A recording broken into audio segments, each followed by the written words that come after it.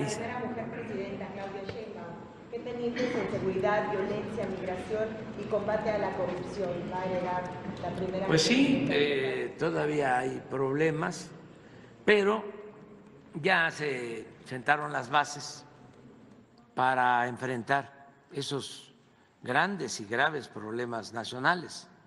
Ella misma ha venido exponiendo de que en el caso, por ejemplo, de la inseguridad y de la violencia, hay que atender las causas, y en eso coincidimos.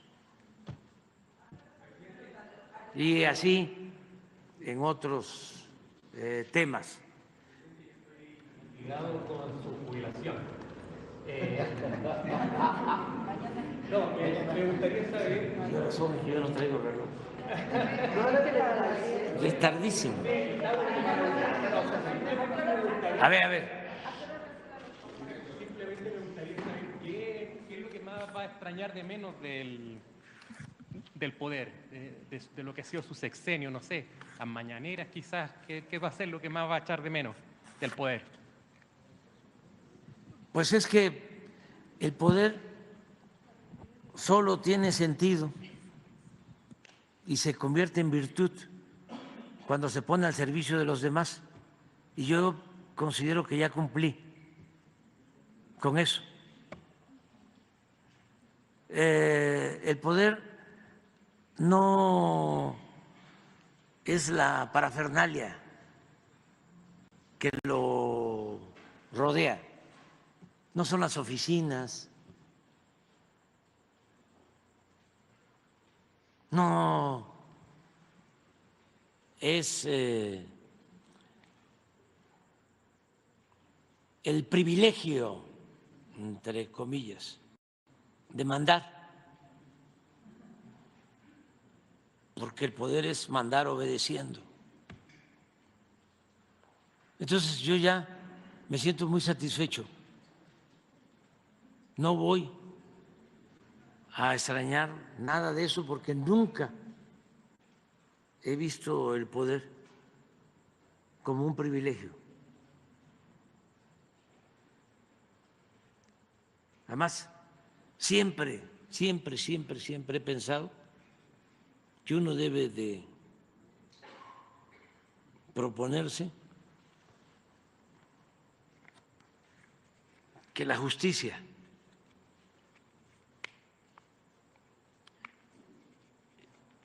se imponga ante el poder.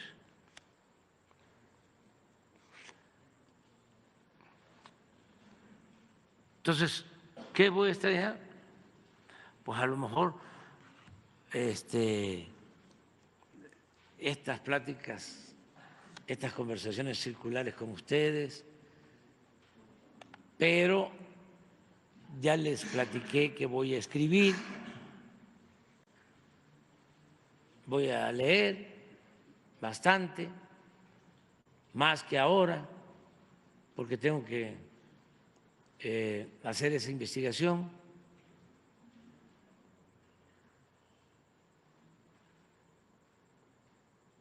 Y es una disciplina.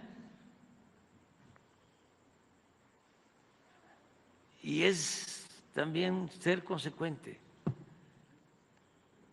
no sentirse insustituible, no caer en el necesariato. O sea, yo soy insustituible, yo soy necesario, porque si no,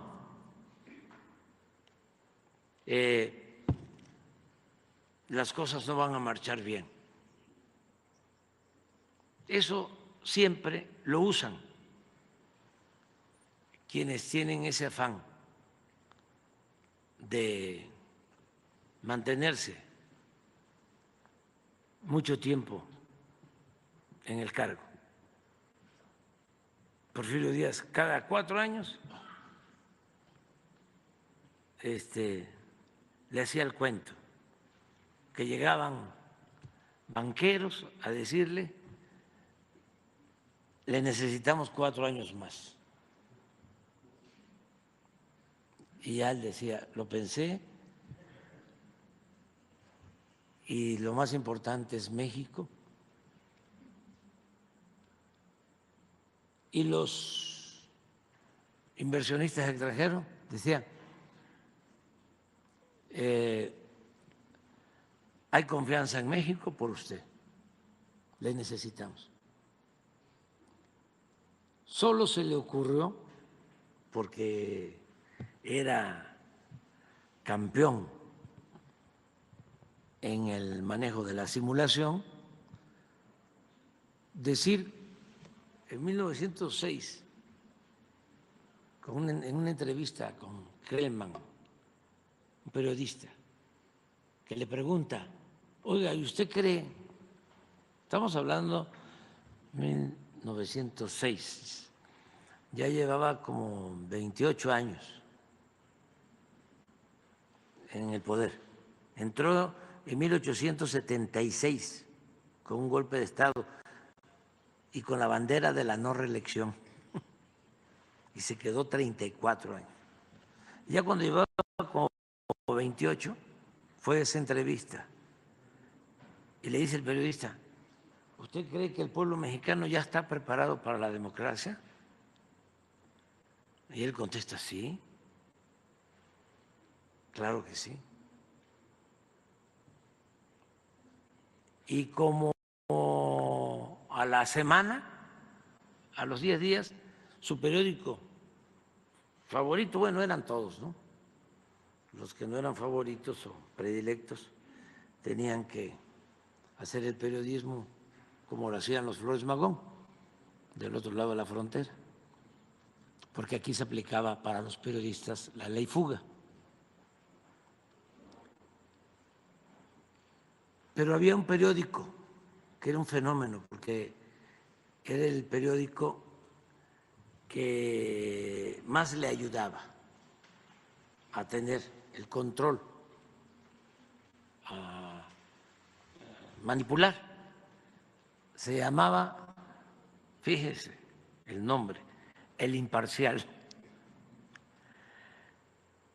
Y a la semana, a los 10 días, empiezan los escritores del Imparcial, todos vinculados al régimen, a decir que era un error, que no se podía ir Porfirio, porque sin él no iba a haber paz, porque él representaba la paz y el progreso. Y también se acuñó la frase de que menos política y más administración. Tenemos que hacer las elecciones porque pues, así lo establece la Constitución, pero pasando las elecciones, vámonos a lo que importa. Y por eso se mantuvo y se mantuvo. Pero el pueblo esclavizado, sometido, sí le tomó la palabra en 1906. Y ya desde antes habían iniciado movimientos opositores. Y poco después, 2 años después, escribe el libro La sucesión presidencial Francisco I. Madero, que es el que convoca a la Revolución Mexicana para derrocar a Porfirio Díaz. Ese es nuestro apóstol de la democracia, porque se triunfa con él, pero lo asesinan, es víctima de un golpe de Estado. Y se queda pendiente su lema de sufragio efectivo, no reelección. Y avanzamos en cuanto a cumplir la no reelección, pero no avanzamos en el sufragio efectivo. Es hasta ahora. Esto no les gusta a nuestros adversarios. es hasta ahora que iniciamos una auténtica democracia. Porque, ¿qué democracia había antes si ellos controlaban, los oligarcas de México, todos los medios de información? Tenían todo el dinero para hacer guerras sucias, para comprar votos.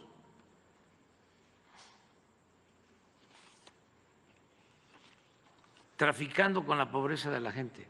Solo iban a los pueblos cuando había elecciones, cuando necesitaban los votos, para tratar de legitimar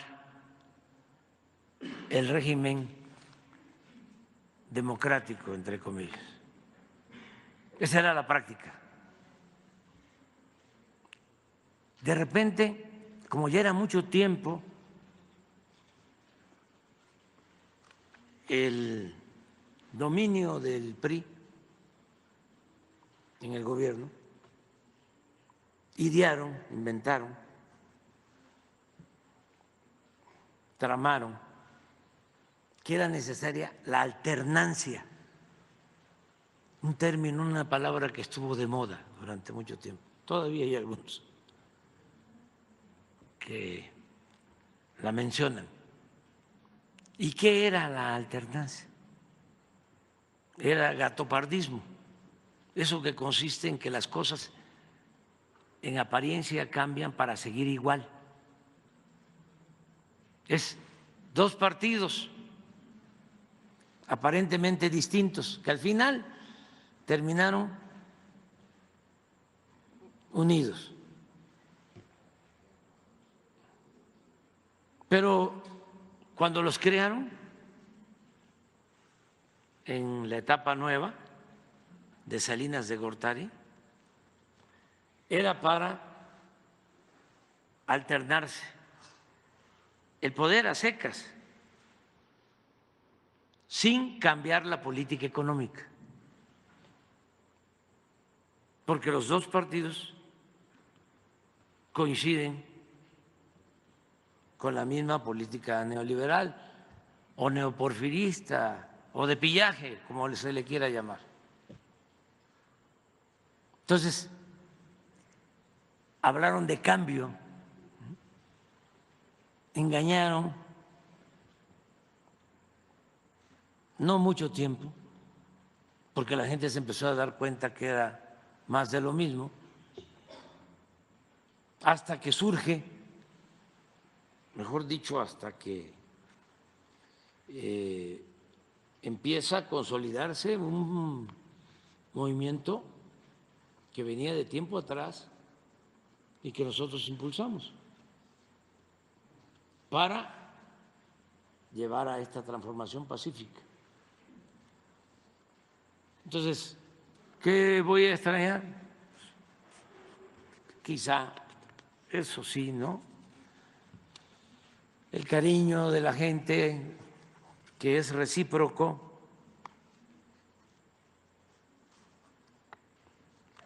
porque así como hay personas que no me quieren,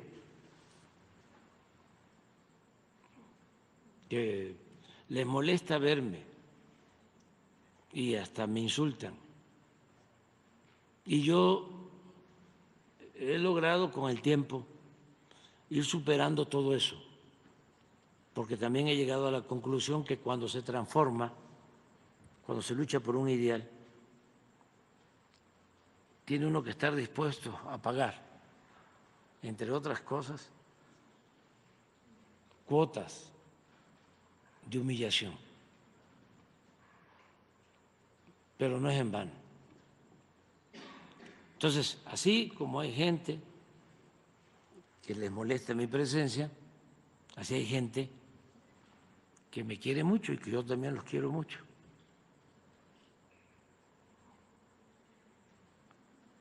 Y nos abrazamos y nos vamos a seguir abrazando aunque no nos estemos viendo, porque sí,